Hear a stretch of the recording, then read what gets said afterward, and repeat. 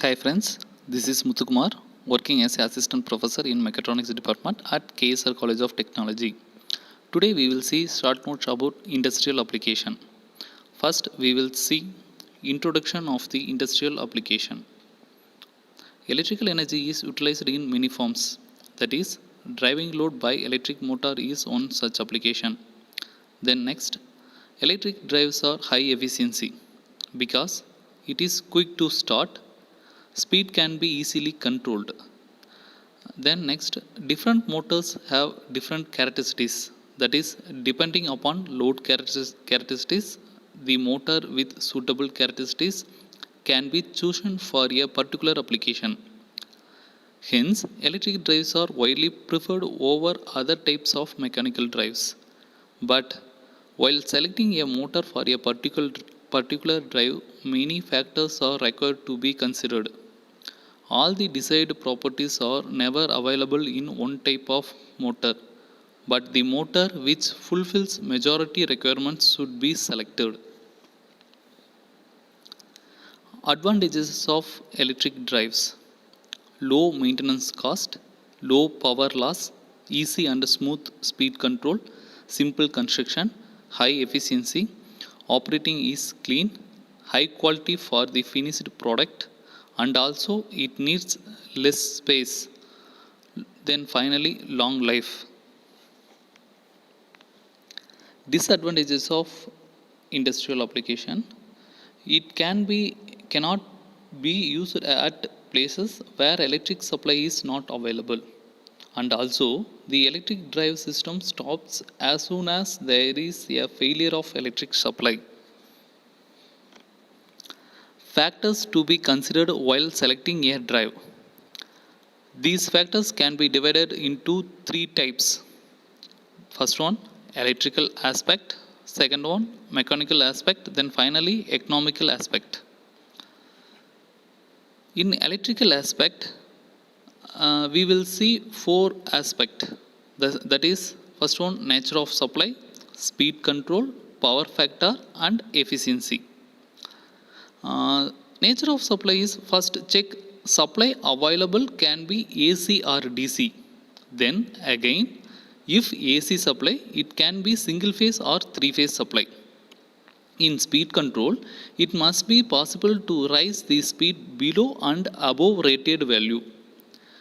Then power factor can be, the motor must be able to operate at high power factor closer to unity value. Finally, efficiency of motors should be high. Then next one, mechanical aspect. In mechanical aspect, we will see three aspects. That is, first one, type of enclosure, types of bearing, finally noise level. In type of enclosure, whether enclosure of machines should particularly closed to cover the rotating parts only or completely covered. Then types of bearing, the types of bearing depends upon speed. Then noise level, the noise produced due to rotation of motor should be minimum. The next one, economical aspect. In economical aspect also we will see three aspects, that is capital cost, running charges, then finally maintenance charge. In capital cost, the price to be paid for purchasing motor and interest and depreciation on its price over its life in main deciding factor. Running charges, these will vary according to demand for power. Maintenance charge, frequent maintenance may increase total expenditure. Then classification of electric drives. Electric drives are basically classified into three categories as individual drives, then group drives, then finally multi-motor drives. Individual drives means if each machine has its individual driving motor, then the drive is known as individual drive. Then group drives, it is shaft mechanism used. That is, in the group drive, one motor is used to drive many machines. It is also known as line shaft drive. Then finally multimotor drives. In a multimotor drive, different parts of driving mechanism are actuated by using separate motors. Then next one, selection of motors for different drives. The selection of driving motor mainly depends on the following factors. First one, electrical characteristics. Second one, mechanical characteristics. Third one, size and ratings of motors. Fourth one, cost. In electrical characteristics, motor to be considered: starting characteristics of a motor, running characteristics of a motor, techniques for speed control, techniques for braking.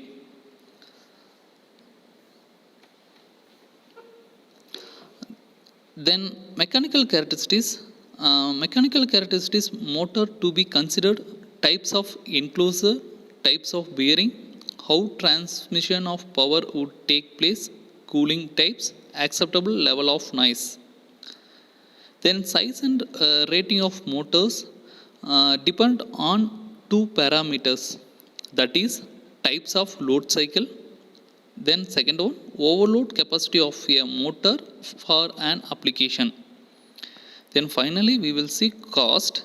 There are two types of costs involved, that is capital cost, then running cost. Other factors are types of availability of supply, that is AC or DC. Second one, matching the mechanical output of a motor with the load requirement. Then different enclosures.